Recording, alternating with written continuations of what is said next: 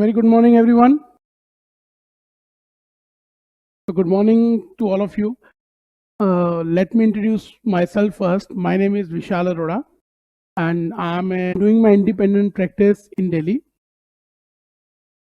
So I'm into practice since 2004. I qualified in 2003. Then I did some job in a company for a few months, and after that I started my own practice in 2004. And since 2004, I am into practice. Apart from practice, I'm also into teaching. So that's why I'm here in front of you. So I started my teaching career with NIRC of ICSI in 2005, where I started teaching company law. Since then, I have been teaching only one subject, company law at executive level or inter level. At that time, we have inter level. And apart from this, at professional level, I teach drafting subject. At that time, we used to have a subject in the name of advanced company law and practices and procedures. So I used to teach that. So apart from practice, I said I'm into teaching. So this is the reason that I'm not into more subjects. I've been just teaching only one subject, company law. So the reason is because I deal with a lot of practical problems of the Companies Act with my clients. Mainly every kind of problem in every section of the Companies Act I've dealt with in my career of practice. So what do? The way I teach, I always love to discuss those practical problems with my student in the class while teaching. And if you're teaching, being a teacher, everyone knows about it, that you have to be updated. So आपको update रहना पड़ता है, you can't do anything. So you have to be updated while teaching. So whatever the practical knowledge I get, I discuss with my students, and because of teaching, I have to be updated. I apply those practices in my practice as well. So I have dual benefit. यही कारण रहा, यही reason रहा कि मैं शुरू से लेके आज तक अभी तक मैं सिर्फ कंपनी लॉ ही पढ़ाता हूँ और उसी में ही मेरी प्रैक्टिस है. Apart from other small areas भी हैं जहां पर I do practice, but yes, being a company secretary in practice, the company law is the main course, the main thing for the company secretaries. So today again, like, we are going to start with company law. Company law, नाम से पता ही है, the subject which is basically the law which governs the companies registered in India. Company law तो मतलब वही है कि जो लॉ है जो कंपनीज को चलाता है. Being company secretaries, we should have that company law in our blood. That's true. All the subjects are important. हमारे लिए सारे सब्जेक्ट्स इंपॉर्टेंट होते हैं, हर चीज हमारे लिए इंपॉर्टेंट होती है. ऐसा नहीं कि मैं कह रहा हूँ कि कंपनी लॉ इंपॉर्टेंट है तो बाकी इंपॉर्टेंट नहीं है. As a professional, everything is important for us. But company law, being a company secretary, because we are recognized by the Companies Act, especially after this Companies Act 2013, जहां पर we have got lot of recognition under the Companies Act. तो जहां पर जब से ये नया act आया, I'll discuss the history with you as well. मैं आप लोगों से उसकी हिस्ट्री भी डिस्कस करूंगा, कंपनी लॉ कैसे आया, क्या हुआ. तो जहां पर बहुत सारी कंपनी सेक्रेटरीज के ऊपर डिपेंडेंसी हो गई कॉर्पोरेट्स की, because it was a new act after the 1956 act. तो हमारे लिए क्या हुआ, हम लोगों के लिए एक बेनिफिट हुआ. बेनिफिट ये हुआ कि बहुत सारी चीजें इसमें नहीं आई, and everyone thought about it कि नहीं, वी अगर कंपनी लॉ की बात हो रही है, अगर कंपनीज एक्ट के अंदर बात हो रही है, तो we should have a company secretary, whether in practice who will be a consultant, external consultant, or maybe a in employment if it is required. तो हमारी जो recognition है बहुत ज़्यादा बढ़ गई है, और आज की डेट में भी still whosoever wants to deal with the company under the Companies Act, तो उनको company secretaries की याद आती है. इसलिए this is the reason I said all the subjects are important, no doubt about it. You should, obviously you will study everything, but as far as we talk about the company law is a main subject for the company secretary by which we are recognized. If you will remain into this profession, there may be a possibility, आप में से कुछ लोग CA भी कर रहे होंगे, law करके वो लिटिगेशन में चले जाएंगे, कुछ लोग अपनी एरिया ऑफ प्रैक्टिस को चेंज कर लेंगे, एंड कुछ लोग अपनी डिग्री लेके बिजनेस स्टार्ट करते हैं, फैमिली बिजनेस को ज्वाइन कर लेते हैं. कई लोग डिग्री लेके कुछ नहीं करते, उनका प्लान कुछ और होता है. तो that is up to one's person's choice. But if you will remain into this profession as a company secretary, whether in the job or whether in the practice, so that is for sure, company law is one of the most important subject जो आपके पास हमेशा life में जरूरत पड़ेगी ही पड़ेगी आप लोगों को, right? So this is a subject which you are going to start with today, company law. And I am sure company law आप लोगों के लिए एलियन नहीं है, आप लोगों ने कहीं ना कहीं पढ़ा हुआ है, कहीं ना कहीं आप लोगों ने सुना हुआ है, चाहे आप लोगों ने फाउंडेशन करी है, चाहे आप में से कई लोग अपना एग्जीक्यूटिव सॉरी बीकॉम कर रहे हैं या कोई स्ट्रीम से आए हैं जहां पर you have done company law.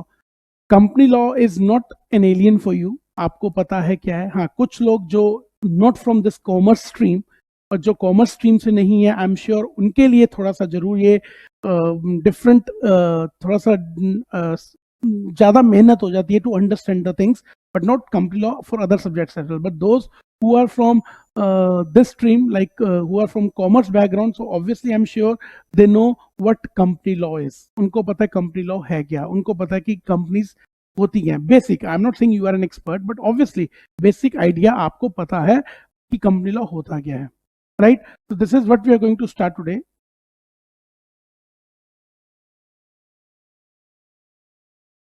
Company law,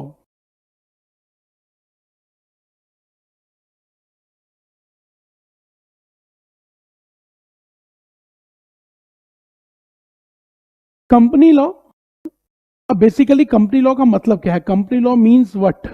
company law, अगर मैं सिंपल भाषा में बोलूं, if you want to interact with me so you can interact, कि सर कंपनी लॉ होता क्या है, कंपनी लॉ होता क्या है?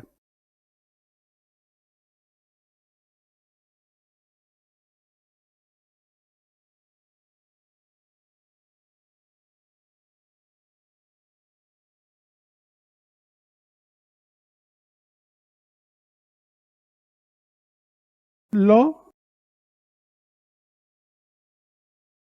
दैट गवर्न्स,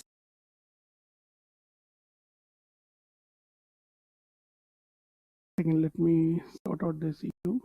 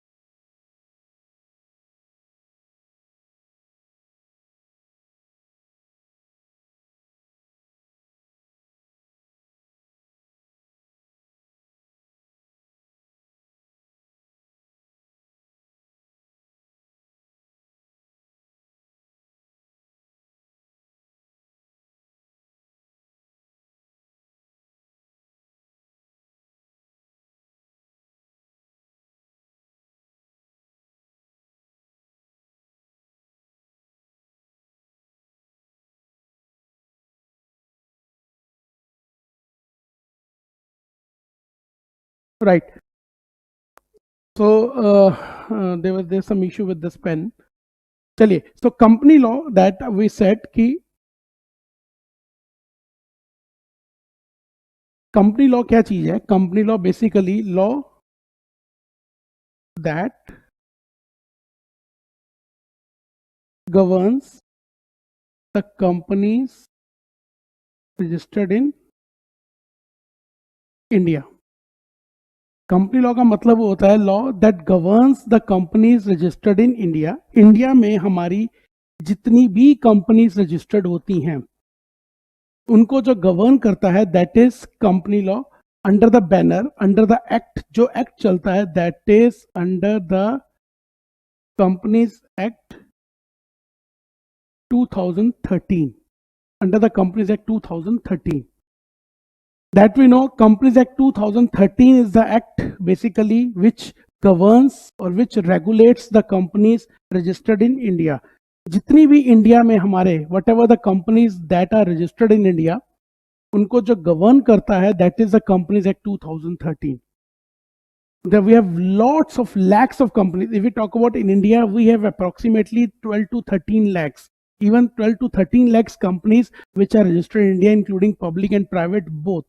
उन सब companies, the companies they are governed by the Companies Act 2013. Companies Act 2013, which was Act number 8 of the year 2013. Act number 8. Now, so tell me, what do you mean by Act number 8 of 2000? That is 2013. Yes, tell me.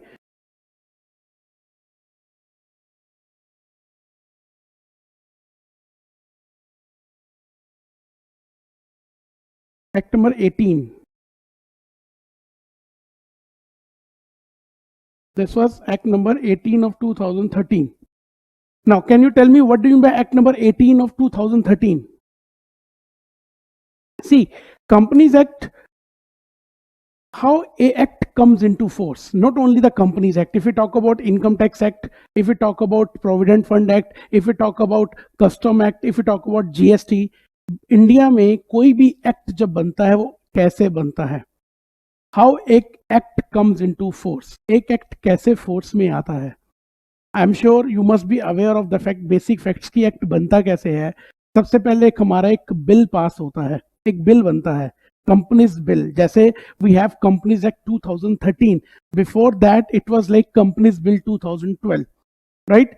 2012 में ये bill बना, right. Bill, कोई भी bill, if we talk about the Finance Act, if we talk about the Companies Act, if we talk about any act, whatever. So सबसे पहले एक bill बनता है. बिल कैसे बनता है? Yes, with the support of professional institutes, with the support of various professionals, keeping in mind the market scenario. First we prepare a bill. सबसे पहले एक बिल बनाया जाता है, right? Then bill has to be presented in the both houses of parliament. Parliament में रखा जाता है, in the both houses of parliament, Lok Sabha, Rajya Sabha, right? फिर पार्लियामेंट में रखने के बाद when we get the consent of both the houses, जब हम दोनों हाउसेस की कंसेंट हम ले लेते हैं, right? उसके बाद finally it is signed by the President of India. जब President of India उसको साइन करते हैं, when it is published in the official gadget of India, which is like a government publication. जब वो ऑफिशियल गैजेट में, publication में file हो जाता है, राइट, प्रिंट हो जाता है, पब्लिश हो जाता है, उस दिन से वो जो बिल है वो एक्ट का रूप धारण कर लेता है. Then that bill becomes act now, which means कि now it is applicable, now it is its provisions have come into force. It is once it is published in the official gazette of India, इसका मतलब ये एक law बन चुका है. लेकिन till the time it is not passed by the parliament, till the time it is not signed by the president or not published in the official gazette of India, तब तक वो सिर्फ एक बिल रहता है, उसकी कोई भी इंपॉर्टेंस नहीं है, इन द सेंस कि वो लॉ अभी नहीं है. That is not a law. तब तक वो एप्लीकेबल नहीं है, तब तक you are not suppose to follow the provisions of the act, you are not suppose to look at the provisions of the act. No, it is not govern now, right. Similarly, if we talk about Companies Act 2013, which was Companies Bill 2012, which was in 2011 as well. So I'm just talking about the history of this. 2011 में एक bill बना था, right? Due to certain reason, जैसे हमारे parliament के sessions भी ऐसे होते हैं, कभी हुए कभी नहीं हुए, या सेशन में वो पेश नहीं किया गया, डिस्कशंस ओवर हो गई, then nothing happened after that. तो वो हर साल जब अगले साल प्लेस किया जाएगा पार्लियामेंट में, तो वो कंपनीज बिल 2011 की बजाय वो कंपनीज बिल 2012 हो जाता है, राइट. तो it is companies act, companies bill 11 which was not presented in the or maybe not passed by the parliament. Then again in the next year in 2012 it was presented in the Lok Sabha, right. Then accordingly 18 December 18th of December 2012 18th of December 2012 को, right, 18 December 2012, the Companies Bill 2012 was passed by the Lok Sabha. 18 दिसंबर 2012 को लोकसभा में पास किया गया, right? And that was a historic moment because companies bill 2013 Companies Bill 2013 was much awaited because the target was to replace the Companies Act to 1956. हमारा जो पहले इससे act चलता था दैट वाज 1956 और टारगेट था कंपनीज एक्ट 1956 को replace करना, राइट? तो 1956 का एक्ट रिप्लेस किया गया, राइट? उसकी जगह पर 2013 आया. नाउ सी द गैप, कितने सालों बाद जाके government decided to repeal the earlier Companies Act and come out with a new Companies Act, right? Got it? And this try of repealing the Companies Act 1956 was done in 2002 as well. 2002 में, 3 में, then somewhere in 8 में बहुत बार try किया गया during the duration of BJP government, then Congress government. बहुत बार they people tried, but वही कभी कोई सेशन नहीं बैठ पाया, कभी कुछ सेशन में दिक्कत हो गई, वो नहीं चल पाया. तो finally we got success in 2012 जब 18th of December 2012 को लोकसभा में कंपनीज बिल 2012 पास किया गया, right? After that, it has to be went to the another house of parliament, that is the Rajya Sabha. Rajya Sabha mein it was passed on 8th of August 2013. Now you should remember the date. You should definitely remember the date. 18 दिसंबर 2012 को ये लोकसभा में पास होता है. 8 अगस्त 2013 को it was passed by the Rajya Sabha, right? 29th of August को it was signed by the president. 29 अगस्त 2013 को it was signed by the president of India, and on 30th of August it was published in the official gazette of India. Official gazette is like a government publication, right? So we have dates like 18 December, then we have 8th of August, then we have 29th of August, and we have 30th of August. The moment it was published in the official gazette of India, 30th of August को जब ये publish हुआ, फिर वो companies bill companies act बन गया, because it was passed in 2013. The reason it was passed in 2013, तो इसको कंपनीज एक्ट 2013 बोला गया, and it was the 18th act in the year 2013. 18 से पहले कुछ और एक्ट पास हुए होंगे, 17 नंबर, 16 नंबर, तो 18th एक्ट हमारे 2013 की पार्लियामेंट का 18वां एक्ट था जो कंपनीज एक्ट 2013 हुआ, right? Clear? Anyone who can listen to me, or who is listening to me, do you have any idea? Because Companies Act 2013 was not a new act. ये एक नया act नहीं था हमारे India का. It was not a new act. ठीक है जी, ये नया एक्ट नहीं था. इससे पहले और भी बहुत सारे कंपनीज एक्ट आए जिनको रिपील या रिप्लेस किया गया. ये चीज तो हमें पता लगी कि 2013 act which replace the 1956 act, 1956 act को इसने रिप्लेस किया. But anyone who can answer me which was the first act in India? Companies act, not first act, sorry, companies act. पहला एक्ट कंपनीज एक्ट कब पास हुआ था India में? Yes, anyone who has any idea about it? The first companies act which was passed in India. India में पहला companies act कब पास हुआ था? Yes,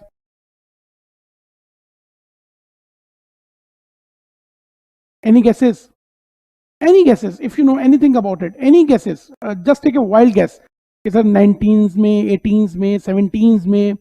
So any guess if you want, you have anything to share? जितना पता है आपको, जैसे पता है, just share with me. Anything.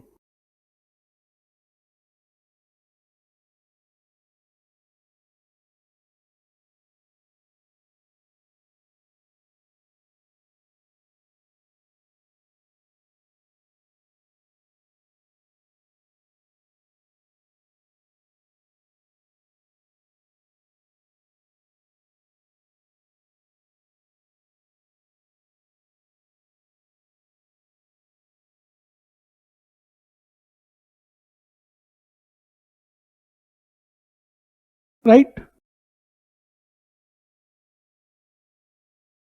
So anything there is in this class complete 100% chapter of Company Act. Okay, so better definitely we'll discuss all the chapters, not in this class, obviously in the whole syllabus of Companies Act. Definitely we'll complete all the chapters. Yes, the first act which was passed in India, the first Companies Act passed in India, that was in 1850. 1850, 1850 when the first Companies Act came into force. 1850, right?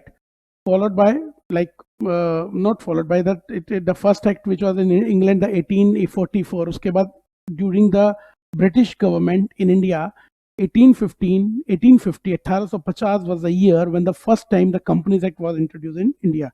जब पहली बार Companies Act India में introduce किया गया. After that, obviously, lot of acts came. 1882 का भी था. And then after उसको repeal किया 1850 Act को. Then again it was 1913 Act, Companies Act. The 1913 Act was replaced by 1956 as the post-independence Companies Act 1956 was the first act by the Indian Parliament. 1947 we got independence. So 1956 में first Companies Act 1956 which was passed by the Indian government, and it was very much in demand to replace the 1956 Act since 2002, 3, 8 and so on. Finally it was passed. It was repealed by passing of Companies Act 2013. तो Indian companies act, the companies act is not a new thing in India. Companies act India के लिए कोई नया नहीं था. Companies act कोई पहली बार नहीं आया. ये 1956 एक्ट को रिप्लेस करके आया. उसने 1913 एक्ट को रिप्लेस किया. उसने 1882 के एक्ट को रिप्लेस किया. तो ये कहानी चलती आ रही है. But first time when we started with the companies act in India, that was 1850, 1850. Got it? And the big mistake which is generally I have observed, because when I check the papers, मैंने एक चीज observe करी है, जैसे अभी आदित्य राज ने भी लिखा है, right? It is the Companies Act, right? It is the Companies Act. ये कंपनी एक्ट नहीं है, ये कंपनी लॉ नहीं है. It is not in a singular sense like the company act. It is the companies act, right? So make sure the first lesson for the day is anytime, anywhere, अगर आपको कहीं पर भी companies act को mention करना है, कहीं पर भी आपको कंपनीज एक्ट का नाम लिखना है, right? The first lesson for you is never use company act or never use company law 2013. company law is name of your subject. company law आपके सब्जेक्ट का नाम है, right? So remember, once again I'm repeating, company law is the name of your subject. It's a law which governs the companies registered in India under the companies, अपने को लिखना है Companies Act 2013. So don't ever write Company Act and don't be confused, right? So as I said कि Companies Act 2013 replaced the 1956 Act. 1956 Act, if we talk about something about 1956 Act, which was passed in 1956, but of course, as the name indicates, on 1st of April 1956. That came into force on 1st of April 1956. 1 April को in the year 1956, Companies Act 1956 came into force. At that time, 1956 Act was containing 658 sections. 658 sections. 658 पूरे 658 section है companies act के अंदर, right?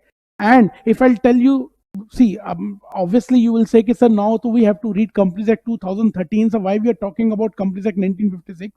Just because I just want to give you a brief of it so that you guys should know about it कि इसकी history क्या थी. Although exams के लिए I am sure that's not relevant, to be very honest, but yes, अब आप company secretary बनने जा रहे हो. एज ए सेट की company law is the main subject which company secretaries should know. So this is the reason I want you should know the history as well. 1956 Act was containing 658 section, 658 section. And let me tell you another truth. As far as we talk about number of sections, 1956 Act was the largest act of Indian Parliament. 1956 Act हमारा हिंदुस्तान का सबसे बड़ा act था अगर हम sections के numbers की बात करें. If you talk about the number of sections,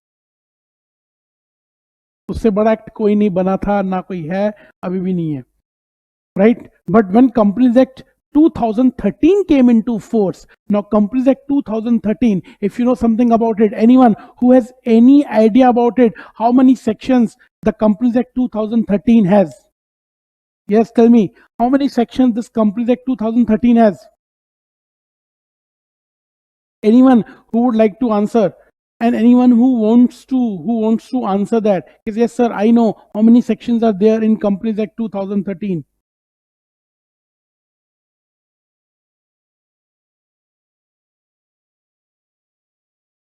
Companies Act 2013 contains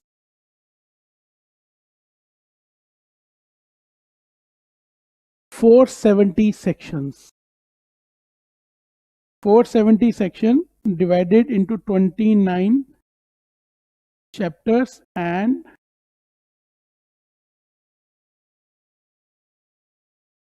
7 schedules. So now look at this. How many sections are there in the Companies Act 2013? 470 sections. 470. And these are the sections which you have to cover while covering. Obviously, there are certain sections which are not relevant for your exam, for your this syllabus. Certain sections which has been deleted. Now see, 2013 में भी act आया है, उसके बाद कुछ section इसके भी delete हो चुके हैं, right, by the Companies Amendment Act 2015, then 17 and 2020 Amendment Act, right? Act बदलता भी है और आता भी है, राइट? जब एक्ट आया है तो उसको बदला भी गया है बहुत बार. तो companies act 2013 contains 470 section, 470 section है, divided into 29 chapters like every there are chapters, like for example, if a chapter is related to incorporation, if there is another chapter related to the directors, another chapter related to the accounts and audits, there is another chapter related to the dividend. So is tarike se there are 29 chapters of the Companies Act 2013 and 7 schedules. So we'll discuss some other time schedules का जो purpose क्या होता है, schedules होते क्या हैं, right? तो ये 470 सेक्शन है. And if you compare this with 1956 act which was containing 658 sections. So now we have to do 470 sections, right? Now situation is, when Companies Act 2013 came into force on 30th of August 2013, when it was published in the official Gazette of India, right? At that time, what happened? Companies Act 2013 is majorly a rules-based enactment. Rules, हर chapter के different rules हैं. इसको govern करने के लिए they are the companies rules. जैसे companies act है उसी तरीके से कंपनीज रूल्स हैं. तो it is a rules based enactment. हर एक्ट के, हर चैप्टर के अपने रूल्स हैं.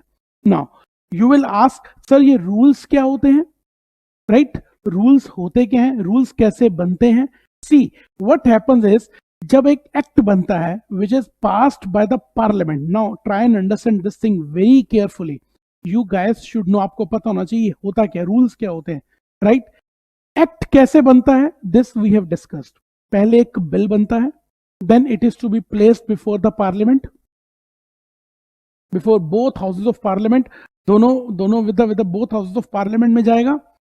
Then it will be signed by the President of India, then will be published in the Official Gazette of India. इस तरीके से ही एक्ट बनता है. एक्ट क्या करता है या पार्लियामेंट क्या करती है, what does it do? Act कहती है कि मैंने तो बना दिया, मैंने इसको एक बाल्ड एक्ट बनाया है, लेकिन इसको चलाने के लिए मैं कुछ रूल्स बनेंगे इसके लिए। फॉर एग्जाम्पल, जैसे कि कंपनीज एक्ट कहता है कि कंपनी में डायरेक्टर अपॉइंट होगा, राइट? कंपनी में डायरेक्टर अपॉइंट होगा, बोर्ड मीटिंग में होगा या शेयर होल्डर्स की मीटिंग में होगा, जैसे भी वो कंपनीज एक्ट कहता है। लेकिन उसके लिए कौन सा फॉर्म जाएगा? जो मैं आरओसी को, एक अथॉरिटी है, there is a registrar of companies, right? उसके बारे में बाद में बात करेंगे। गवर्नमेंट को, या तो आप समझो गवर्नमेंट को इंटीमेट कैसे किया जाएगा, कौन से फॉर्म में किया जाएगा, उसकी कितनी फीस लगेगी, राइट? तो एक्ट कहता है कि मैं जो एक्ट तो मैंने बाल्ड बना दिया, पार्लियामेंट कहती है कि this is a bald act, इसको चलाने के लिए कुछ रूल्स बनाने पड़ेंगे। लेकिन पार्लियामेंट कहती है वो रूल्स मैं नहीं बनाऊंगी, मैं वो रूल्स नहीं बनाऊंगी, राइट? एक्ट कहता है वो रूल्स मैं नहीं बनाऊंगा, अपने ही एक्ट के अंदर I will give power to the government. जो उस पर्टिकुलर एक्ट में गवर्नमेंट है, जो उस पर्टिकुलर एक्ट में गवर्नमेंट उसको गवर्न करती है, जो मिनिस्ट्री होगी वहां की, उस गवर्नमेंट को मैं पावर दे दूंगी कि आप रूल्स बनाओ। इस एक्ट को चलाना कैसे है? You frame the rules, you draft the rules. चलाना कैसे है वो आप देखो, मैंने आपको एक बाल्ड एक्ट बना के दे दिया है कि ये एक्ट है, how to run it, you prepare rules for that. उसी तरीके से पूरे कंपनीज एक्ट में चलाने के लिए जो रूल्स बनेंगे, जो एक्ट ने पावर दे दी है, वो हमारी सेंट्रल गवर्नमेंट को दे दी है। हमारी जो सेंट्रल गवर्नमेंट है, central government has the power to frame rules, central government has the power to draft rules, right? Central government कौन है हमारी? As per the companies act, under the companies act, yes, anyone who can tell me central government कौन सी है हमारी, कौन सी ministry है हमारी जो कंपनीज एक्ट 2013 को गवर्न करती है? Yes, anyone who knows about it?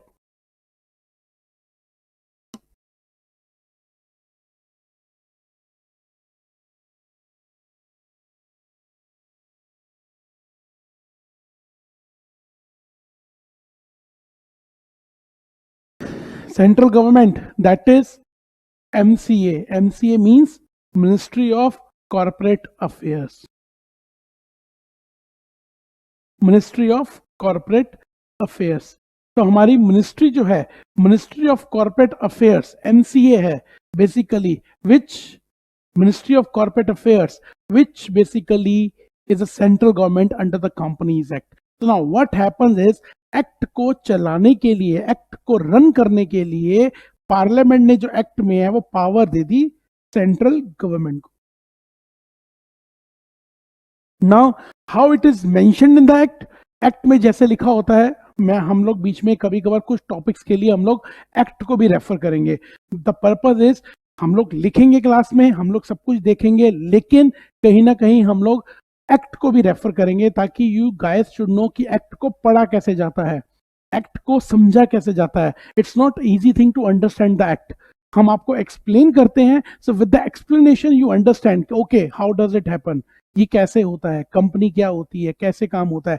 But एक एक्ट को पढ़ना, एक बेयर एक्ट को पढ़ना, right, not an easy task. तो दैट ऑब्वियसली कुछ टॉपिक्स, हर चीज के लिए एक्ट नहीं, बट डेफिनेटली कुछ कुछ टॉपिक्स के लिए मैं एक्ट को भी रेफर करूंगा, right, in the classes to come. जैसे हम पढ़ते जाएंगे, आगे बढ़ते जाएंगे, कुछ टॉपिक्स को मैं एक्ट से पढ़वाऊंगा, उसकी लैंग्वेजेस आपको समझाऊंगा कैसे समझनी होती हैं। ये अभी नहीं, बट आपको आने वाले टाइम में बहुत हेल्प करेगा, राइट? ठीक है जी। तो अब हुआ क्या, एक्ट बना, एक्ट में, एक्ट को चलाने के लिए रूल्स चाहिए, वो रूल्स बनाने की पावर दे दी गई सेंट्रल गवर्नमेंट को, which is ministry of corporate affairs, जो हमारी मिनिस्ट्री है ऑफ कॉर्पोरेट अफेयर्स, राइट? अब ऐसा करती क्यों है? अगर पार्लियामेंट में एक्ट बना, राइट, तो was it not possible for the act to frame the rules? भाई अगर आप लोगों ने एक्ट बनाया है, राइट, आप लोगों ने एक्ट अगर बनाया है तो आप रूल्स भी बना देते। आपने वो पावर डेलीगेट कैसे कर दी गवर्नमेंट को और सेंट्रल गवर्नमेंट को? You could have make the rules, initially rules तो बनाते नहीं। क्यों पावर क्यों डेलीगेट की जाती है? एक्ट का काम आसान करने के लिए, एक्ट के काम को इजी करने के लिए। सी, जब कभी भी कोई एक्ट बनता है, राइट, जब कभी भी कोई एक्ट बनता है, ठीक है ना, पार्लियामेंट में बनता है, उस एक्ट को कभी भी चेंज किया जाता है, अमेंडमेंट आती है उस एक्ट के अंदर, राइट। वो अमेंडमेंट कैसे आएगी? ऑब्वियसली जिस तरह से एक्ट आया है उसी तरह से ही अमेंडमेंट आएगी। पार्लियामेंट में जाएगा, in the both houses of parliament, then sign by the president, then publish in the official gazette of India. तो the way act came into force, accordingly अगर उस एक्ट को कभी बदला जाना है, कभी अमेंडमेंट्स लेके आनी है, तो अमेंडमेंट एक्ट भी ऐसे ही आता है, वो पहले अमेंडमेंट बिल बनता है। जैसे अभी तक मैं आपको बता रहा हूं, कंपनीज एक्ट 2013 जब से आया है उसमें 2-3 बार अमेंडमेंट हो चुकी हैं। फर्स्ट इट केम इन 2015। तो इसी तरीके से पहले कंपनीज एक्ट 2015 रहा होगा, कंपनीज बिल 2015 रहा, amendment bill, right. When it was publish in the official gazette of India, it became companies amendment act 2015। तो कंपनीज अमेंडमेंट एक्ट 2015 अपने आप में अलग एक्ट नहीं होता, वो मेन एक्ट का ही पार्ट होता है, बट इट शोज कि दिस अमेंडमेंट केम इन 2015। इसी तरीके से 2017 में amendments I, so that becomes Companies Amendment Act 2017.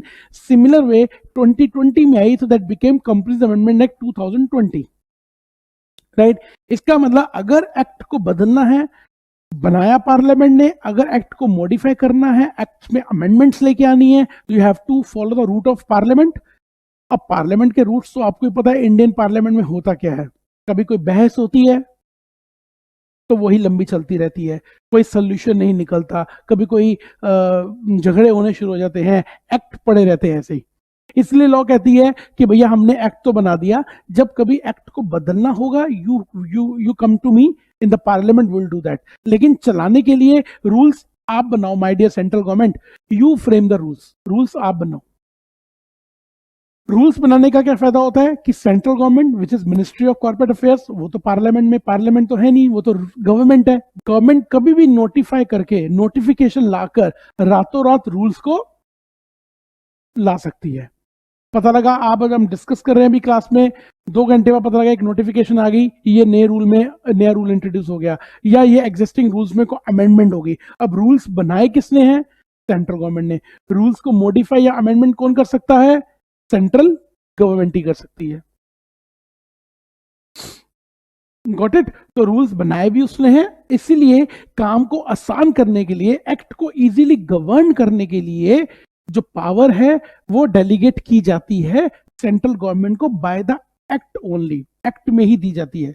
Rules as good as law ही होता है। अब आप ये नहीं कह सकते सर वो लॉ तो नहीं हुआ ना, क्योंकि वो तो पार्लियामेंट ने तो बनाया नहीं है। नहीं, पार्लियामेंट ने पावर डेलीगेट करी, एक्ट के अंदर पावर डेलीगेट करी सेंट्रल गवर्नमेंट को, सेंट्रल गवर्नमेंट ने रूल्स बनाए, yes, which is part of the rules, which is part of the act only, वो एक्ट का ही पार्ट है।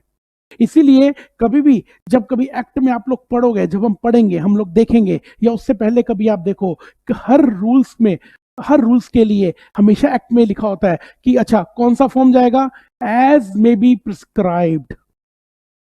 अच्छा इसको कैसे करना होगा? एक्ट कहता है ये काम ऐसे करना है, ये काम डायरेक्टर पॉइंट होगा by board resolution, and accordingly intimation will be given to the government, to the registrar of company, as per as may be prescribed. As may be prescribed, so what does it mean? What do you mean by the word as may be prescribed? इसका मतलब इसके लिए सरकार prescribe बाद में करेगी। Act कहता है मैं नहीं कर रहा, सरकार कर देगी। सरकार को मैंने पावर डेलीगेट कर रखी है, and not in the companies act, it applies in every act. Her act में, हर एक्ट में उस एक्ट को चलाने के लिए, उस एक्ट को गवर्न करने के लिए, हर एक्ट के अंदर, right, in every act to govern that act, the power is always delegated to the central government. Central government को पावर दी जाती है, सेंट्रल गवर्नमेंट उसको चलाती है, रूल्स बनाती है। एंड जो 29 चैप्टर्स हैं, हर चैप्टर का अपना एक रूल है, हर चैप्टर का अपना एक रूल है, राइट। सेज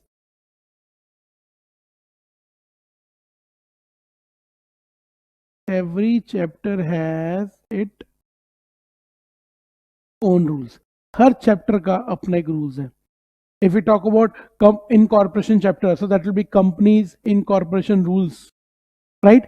अब 30th of August 2013 को when act was published in the official gazette of India, वो publish हो तो गया, right?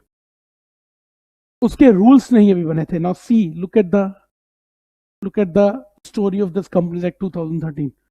Act बन गया, और मैक्सिमम जो इसके एक्ट्स हैं, मैक्सिमम जो सेक्शंस हैं, द कंपनीज है majorly it is a rules based enactment, rules based rules हैं, इसके रूल्स हैं, राइट। लेकिन अब रूल्स किसने बनाने हैं? सेंट्रल गवर्नमेंट ने। जब सरकार एक्ट लेके आ गई तब अभी रूल्स तैयार नहीं थे। गवर्नमेंट ने कहा कोई दिक्कत नहीं, हम रूल्स लेके आ रहे हैं, लेकिन तब तक आप 1956 एक्ट को ही फॉलो करो। Now look at the situation of the professionals, look at the situation of the corporates in 2013।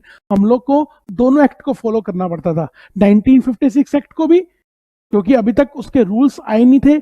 अब maximum 60% or 70% of the Companies Act 2013 is based on the rules, right?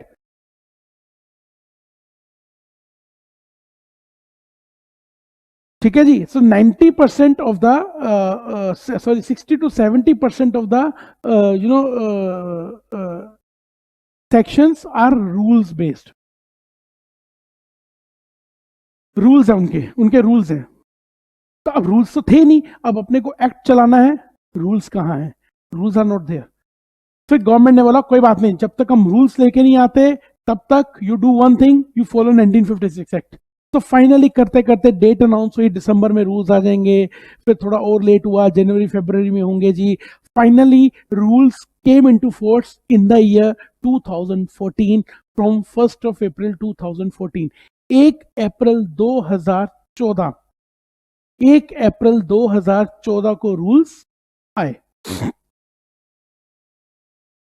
Right. 1 April 2014। No see, companies act जो है हमारा वो 2013 का है, companies act is of 2013, but the rules जो हमारे हैं that is of 2014। So don't be confuse in this. Act came into force in 2013, Act came into force in 2013, but the rules came in 2014। इसीलिए companies act 2013 है और जो companies act को चलाने के लिए रूल्स हैं वो 2014 के हैं। जैसे कि companies incorporation rules 2014, companies accounts and audit rules 2014, ऐसे ही management administration rules 2014। So act came into force in 13 and rules came in 2014। अब रूल्स बनाने का फायदा क्या है कि government, central government without approaching the right, central government without approaching the parliament can change the rules, can modify the rules, can अपना do the amendments, addition, deletion, whatever, without the involvement of the parliament. So they are not supposed to go to the parliament कि parliament पहले लोकसभा जाओ, फिर राज्यसभा जाओ, फिर वो president के sign होंगे, देन ऑफिशियल गेजेट में पब्लिश होगा। नहीं, वो तब होगा अगर अपने को कभी एक्ट में अमेंडमेंट लेके आनी है। whenever we need to amend the act, then accordingly then we need to go to the parliament, otherwise rules के लिए नहीं। इसीलिए ये एक्ट के अंदर पावर काफी सेंट्रल गवर्नमेंट को दे दी है। Got it? क्लियर? तो नाउ अब कंपनीज एक्ट 2013 आ तो गया, right. Now where does it applies? It says companies act 2013 applies to whole of India. पूरे इंडिया में एप्लीकेबल होता है, पूरे इंडिया में, राइट। ठीक है जी, जो भी इंडिया में हमारी जितनी भी स्टेट्स हैं सब जगह एप्लीकेबल होगा। Companies act 2013 is a central act. अगर आप इंडिया में कहां पर भी आप कंपनी बना रहे हो या कहीं भी कंपनी आप चला रहे हो, the procedure, rules, formalities are same. It's a central act. तो companies act 2013 applies to whole of India. कोई भी ऐसी स्टेट है जहां अप्लाई ना होता हो, नथिंग। कई बार कंफ्यूजन रहती है लोगों को कि sir Jammu and Kashmir applicable है कि नहीं है, या कोई ऐसी स्टेट है जहां पर एप्लीकेबल नहीं है। नहीं, companies act 2013 is applicable to whole of India. यहां पर I would like to add one more thing. यहां पर मैं एक और चीज ऐड करना चाहूंगा आप लोगों के साथ। Companies act 1956, now listen to this very carefully. Companies Act 1956 was also applicable to whole of India। अगर आप उसका preamble देखोगे, preamble मतलब the introduction part जो होता है, starting part of the act which was mentioned in section 1, जो applicability की बात करता है, हमेशा हर एक्ट का सेक्शन 1 टॉक्स अबाउट एप्लीकेबिलिटी, कि किस एक्सटेंट तक और कहां कहां पर ये एप्लीकेबल होगा, right? If you look at the preamble or maybe the section 1 of the Companies Act 2013, which clearly says, 1956 act की बात कर रहा हूं, सॉरी 1956 एक्ट, राइट? वो क्लियरली 1956 का एक्ट भी यही कहता था कि companies act 1956 applies to whole of India, right? पूरे इंडिया में एप्लीकेबल होगा। लेकिन फिर भी एक स्टेट ऐसी आई जिसके ऊपर 1956 एक्ट एप्लीकेबल नहीं होता था। Can anyone tell me, does anyone know about it, कि देयर वाज ए स्टेट, एक स्टेट ऐसी थी जिसके ऊपर कंपनीज एक्ट 1956 एप्लीकेबल नहीं होता था, जबकि लिखा यही होता था कि companies act 1956 applies to whole of India, like in the similar way it is mention the companies act 2013 applies to whole of India, पूरे इंडिया के ऊपर ये एप्लीकेबल होगा। same it was mentioned in in 1956 act, but still there was a state, एक state थी जिसके ऊपर ये एप्लीकेबल नहीं होता था।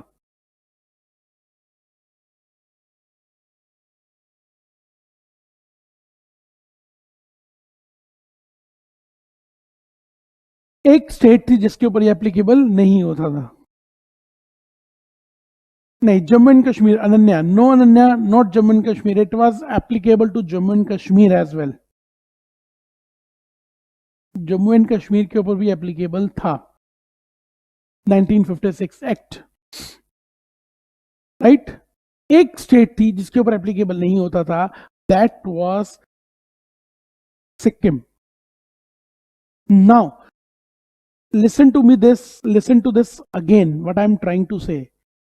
If we look at the preamble of 1956 act, if we look at the section 1 of 1956 act, even section 1 of 1956 used to talk the same thing, used to say same thing, this companies act applies to whole of India, पूरे India में applicable होगा, right?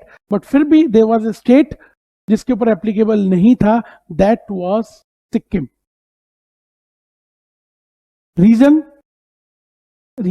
there is a very simple reason for that, बहुत simple reason है, because Sikkim, when the 1956 act came on 1st of April 1956, when this act came, Sikkim was not a part of India, Sikkim हमारे India का part नहीं था।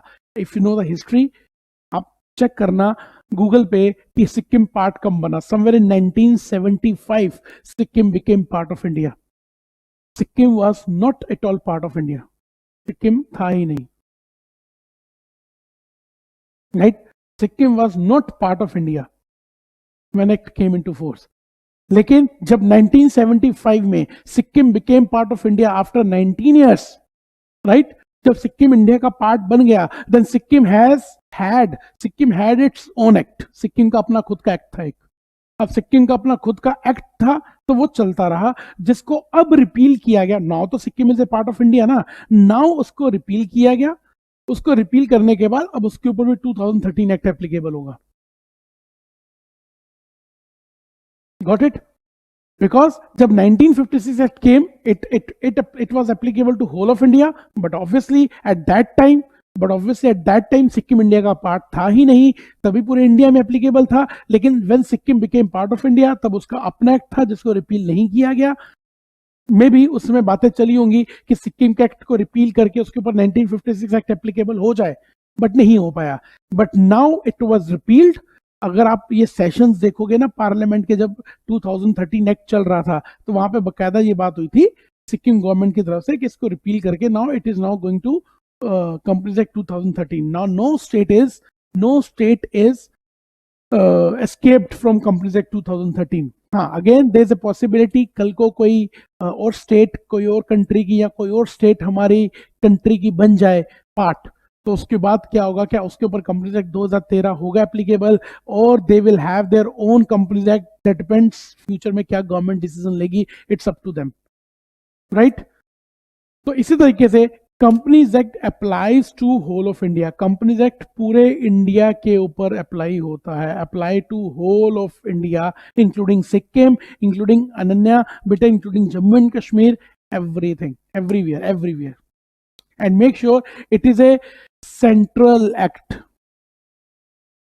it is a central act, central act बोले तो it applies to whole of India in a centralized way, like whether you incorporate a company in India, in India anywhere, whether you incorporate a company in Delhi, whether you incorporate a company in Maharashtra, whether you incorporate a company in Gujarat, तो companies act हमारा ये central act है, जो procedures, rules, सब कुछ same है पूरे country के लिए,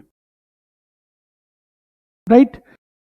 एंड कंपनीज एक्ट पूरे इंडिया में अप्लाई होता है, और कौन कौन सी कंपनीज को अप्लाई होता है, it says all the companies registered in India under the companies act, all the companies registered in India under the companies act, all the companies registered in India under the Companies Act, except there are certain exceptions to this, right? Certain exceptions कि जहां पर companies act applicable नहीं होगा, वो उनके specific act applicable होंगे, like we have insurance companies which are governed by the Insurance Regulatory and Development Authority Act, insurance companies, so they are specifically governed by the IRDA 1999 जो उनका act है, insurance companies are specifically govern. See, हमेशा एक general law होता है, एक specific law होता है। The company which is registered under the companies act as a normal company, जिसका स्पेसिफिक कंपनीज एक्ट है। But if we talk about insurance company, if we talk about the banking company, if we talk about the company which is into supply of electricity, bijli wali companies, electricity companies.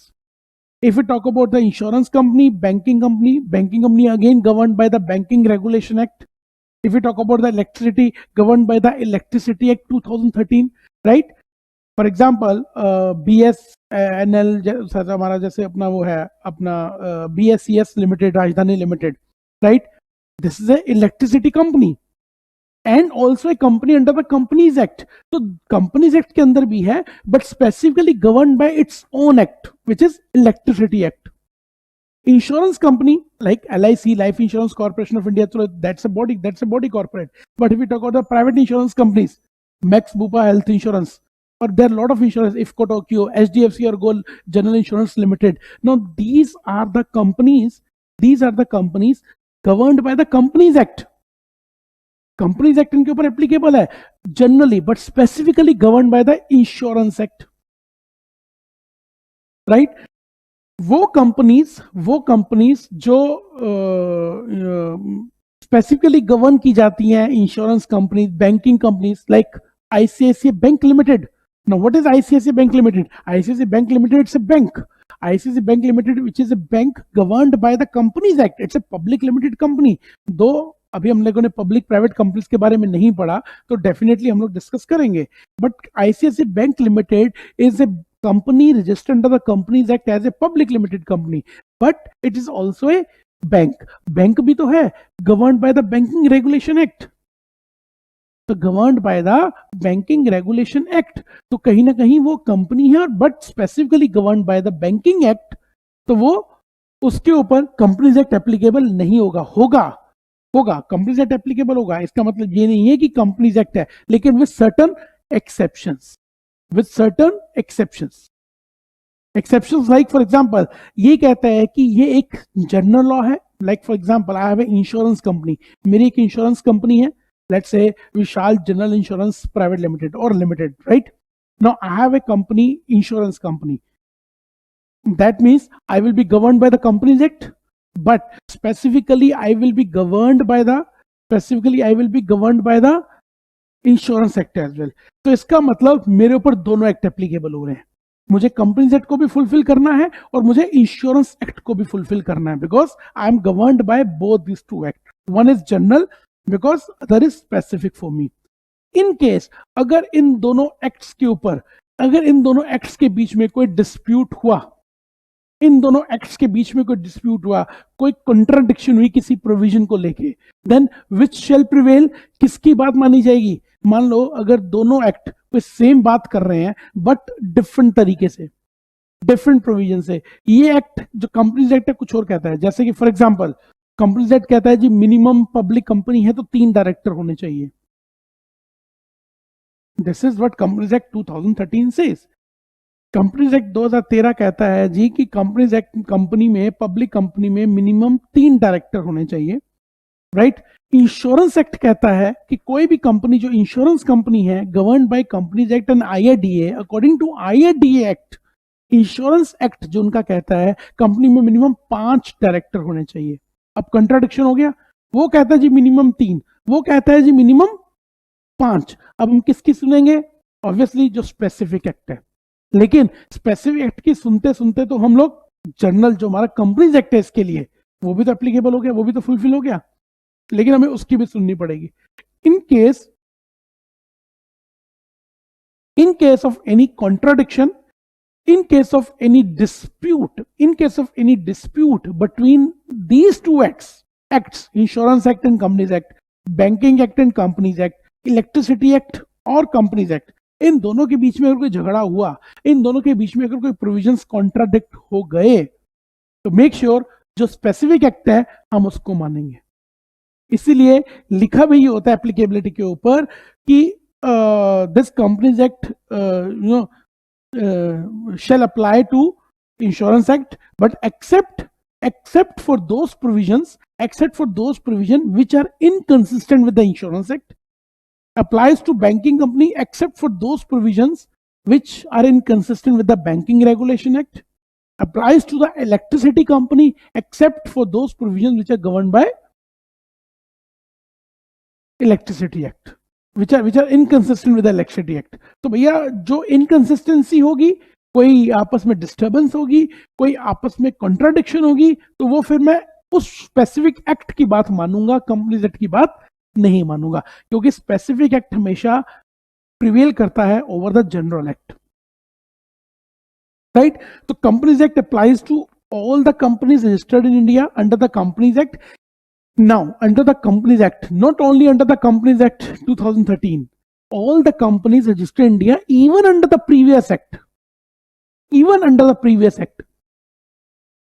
1956 Act, 1956 Act gone, उससे पहले 1913 Act was there, gone। तो इसका मतलब those companies which were registered in 1913 Act, those companies which are registered in 1956 Act, तो क्या 2013 act आने के बाद उन कंपनी की वैल्यू क्या रहेगी? उन कंपनी के ऊपर कौन सा एक्ट एप्लीकेबल होगा? उन कंपनीज को कौन चलाएगा? क्या उनके लिए 1956 एक्ट ही रहेगा? तो इसका मतलब जो 1956 एक्ट में बनी वो 1956 को फॉलो करेंगी, जो 2013 में बनी वो 2013 को फॉलो करेंगी। ऐसा नहीं होता, वो एक्ट तो रिपील हो गया ना। 1956 act has been repealed by the government, उसको खत्म कर दिया गया, राइट। इसका मतलब the companies which were registered under the previous company law, अब यहां पे लैंग्वेज लिखी हुई एक्ट में, companies act applies to all the company registered under this act in 2013 act और अंडर प्रीवियस कंपनी लॉ,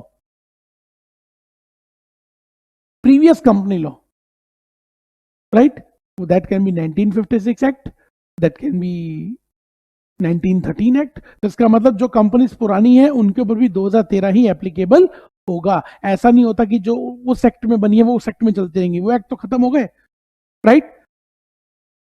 तो companies act applies to all the companies registered under the companies act 2013 under the present act और under any previous company law. It applies to all the insurance company, banking company, electricity company, except for the provisions which are inconsistent with the particular act, specific act. And also in case of any body corporate, though we have not discussed the definition of body corporate, definitely which we'll be doing very soon. कोई body corporate मतलब which is registered under the special act of parliament, right?